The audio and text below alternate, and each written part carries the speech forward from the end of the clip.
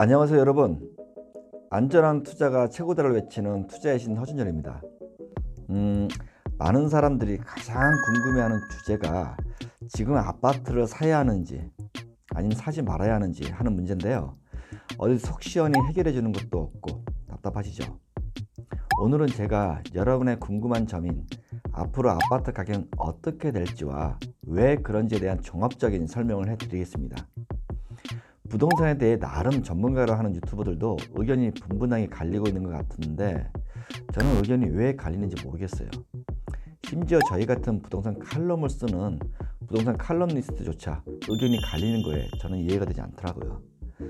일단 결론부터 말씀드릴게요. 내년 중하반기부터 아파트 가격이 침체기에 들어갈 겁니다. 아파트 가격이 떨어지기 시작한다고요. 지방 아파트 가격은 바랄 것도 없고 서울 수도권도 거품이 쫙 빠지기 시작합니다. 서울 불패요? 누가 그래요 서울 불패?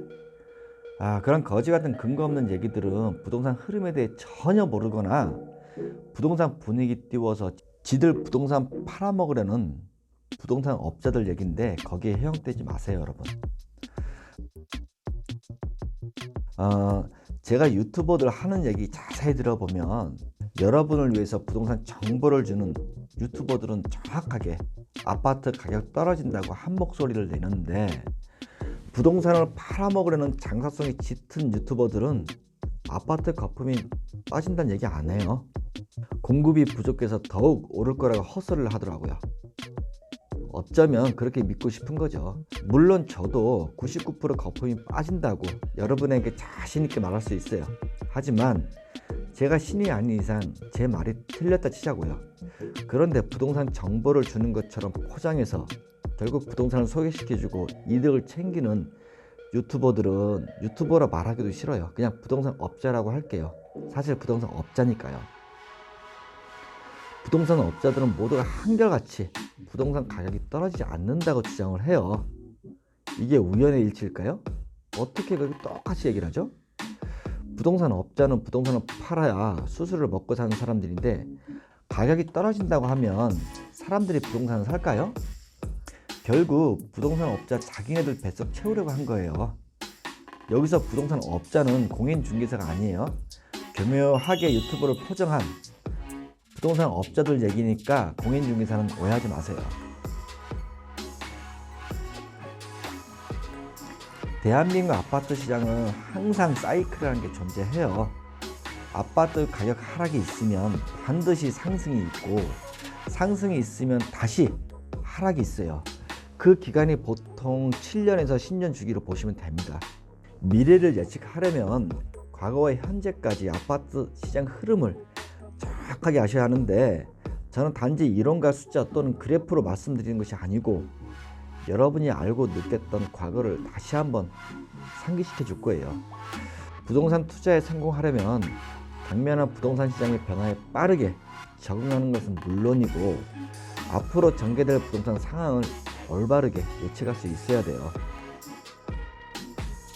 1970년대 강남 부동산이 개발될 때 복부인이라는 단어가 처음 생겼는데 당시만 하더라도 개발 정보를 알기가 지금보다 훨씬 수월했어요.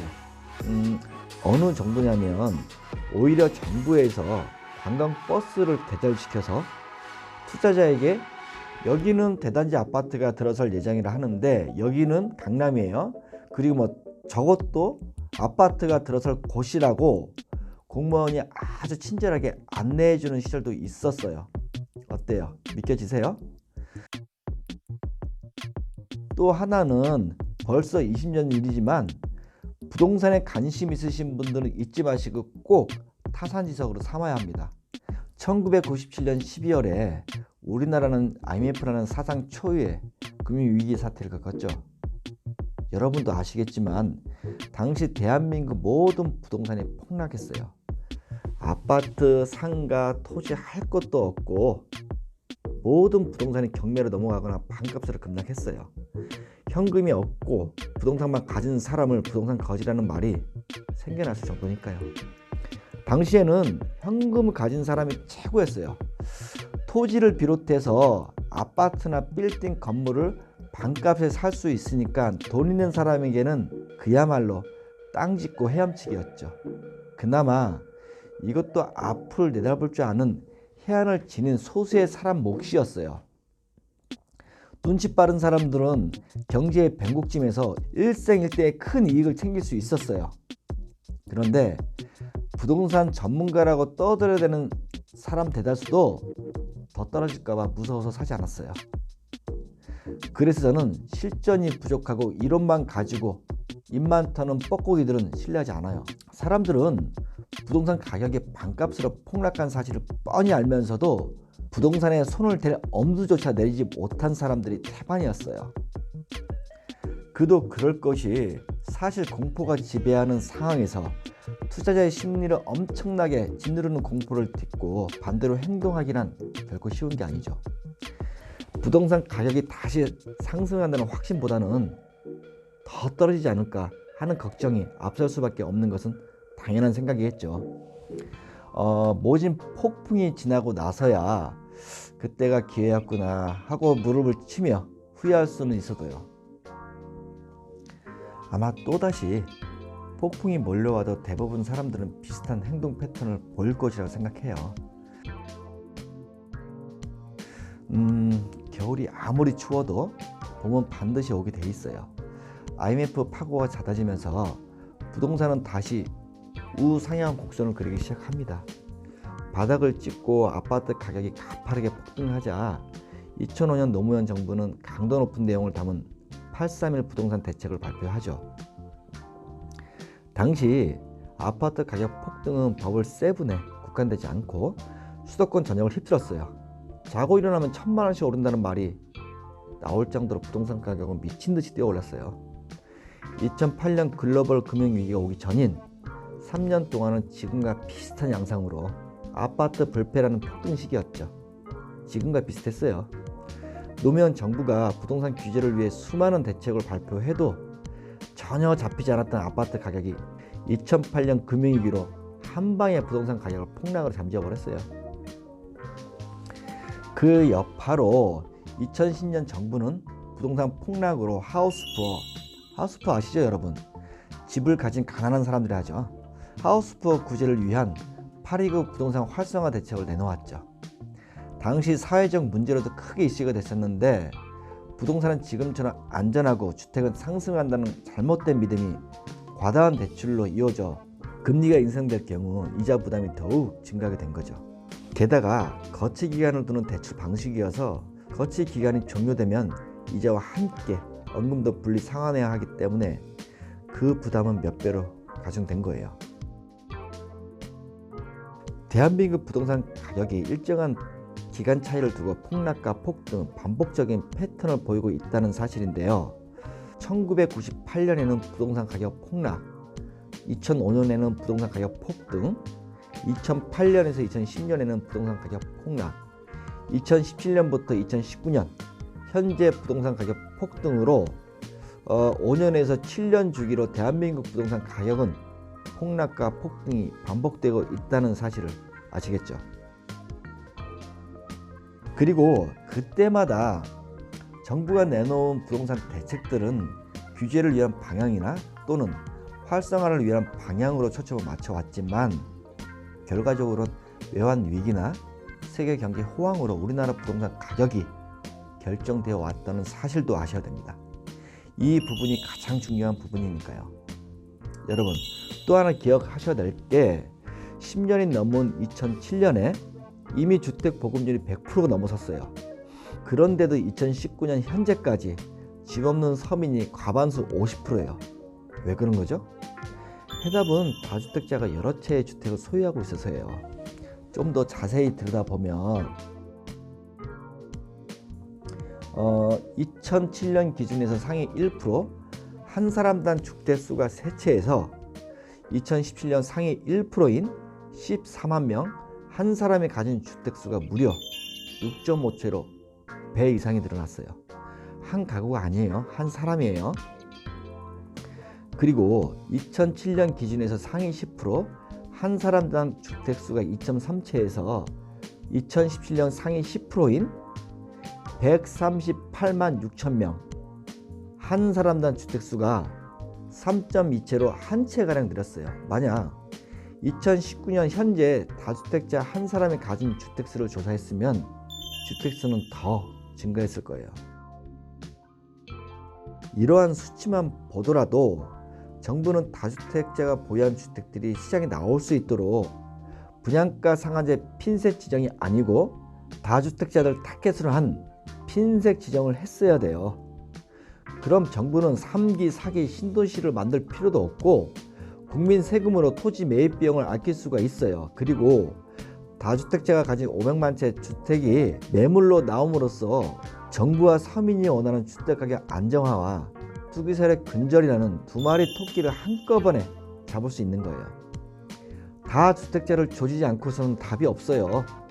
이런 중요한 얘기는 그 어떤 부동산 전문가도 얘기를 하지 않고 있어요. 여러분, 부동산 전문가들과 대다수 사람들이 주택 공급을 우려하고 있는데 지금 우리는 주택 공급이 부족하지 않아요. 그들 말대로 3기, 4기 주택이 공급된다 하더라도 주택은 계속 부족할 수밖에 없어요.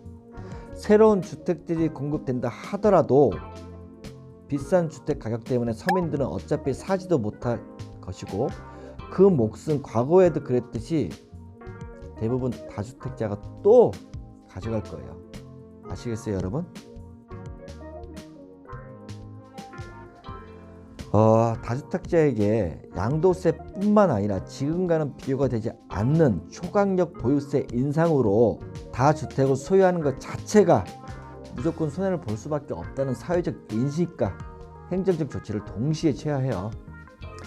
하지만 정부는 과거 실패한 분양가 상한제에 핀셋이라는 단어만 넣고 대책이라고 내놓았으니 답답해요.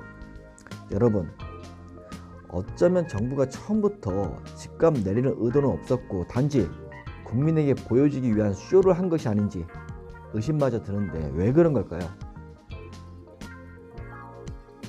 그도 그럴 것이 현 정부에서 정책 결정을 하는 고위공직자 48%가 다주택자예요. 2명 중 1명이 다주택자는 얘기예요. 우리는 지금까지 고양이한테 생선을 맡긴 것이 아닌가 싶어요. 그런데 더욱 놀라운 것은 고위공직자 46%가 강남 3구 주택을 소유한 사실이에요. 그래서 자기네들이 보유한 강남 3구 주택을 넘사벽으로 만들었을지도 모른다는 생각이 들어요. 여러분도 고위공직자가 하는 대로 따라 하세요. 그냥 어차피 그들이 부동산 정책을 결정하니까요. 2007년에 찾아온 외환위기가 내년 2020년에도 데자부가 반복될 것인지 궁금하시죠? 문재인 정부가 시작하는 2017년부터 아파트 가격이 오르기 시작하더니 2018년, 2019년까지 3년간 지속적으로 상승했어요. 아파트 가격 폭등 기간이 3년이라는 점에서 2005년, 2006년, 2007년 노무현 정부 때와 똑같아요. 게다가 아파트 폭등 3년 후 외환위기가 오는 점도 무섭도록 비슷한 데자부예요. 그러나 노무현 정부 2007년과 문재인 정부 현재 2019년 가장 큰 차이점은 2007년 버블 막바지에 미국 연준이 계속 금리를 인상한 것이고 2019년 현재는 트럼프가 미중 무역 전쟁 장기화에 대비한다고 금리를 인하한 것이 가장 큰 차이점이에요. 만약 미국 연준이 계획대로 2019년에 금리를 4번 올렸다면 지금쯤 우리는 2007년 금융위기에 버금가는 위기를 경험하고 있을지도 몰라요. 2019년에 옳고 같았던 외환위기는 트럼프 때문에 일단 한숨을 돌린 것 뿐이에요. 그 한숨이 언제까지 이어질지는 아무도 모르고요. 한마디로 언제 폭탄이 터질지는 트럼프만이 알고 실행에 옮길 수 있다는 거예요. 중국도 5년 이내에 외환위기가 올 거예요. 그 여파는 우리가 예상한 것보다 훨씬 크다는 견해가 많아요.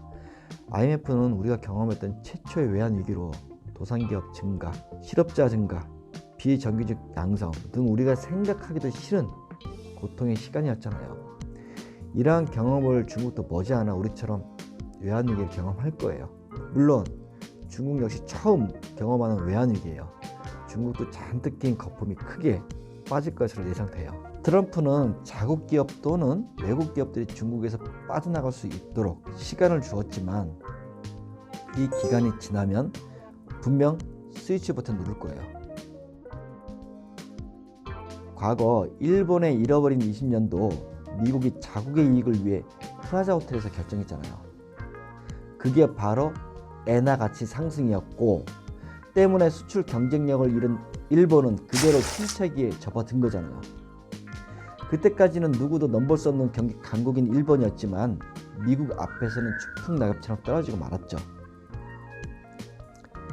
우리 역시 수출로 먹고 사는 나라이기 때문에 세계 경제, 특히 미국 영향을 직접적으로 받아요. 현재 세계 경기가 상당히 좋지 않은 점, 국내 내수 경기 악화, 지방 아파트 미분양 증가, 전 지역 오피스텔 상가 침체기, 그리고 모든 국내외 경제 상황으로 비춰볼 때 내년 외환위기가 오는 것은 거의 확실한 분위기를 점쳐줘요. 제가 정확한 날짜는 맞출 수는 없지만 내년 중하반기에 미국 금리 인상과 외환위기가 우리한테 들이닥칠 시간이 그리 많지 않다는 것은 확실하니까 그동안 현금 보유하시고 계속 부동산 시장 관망하고 계세요, 여러분.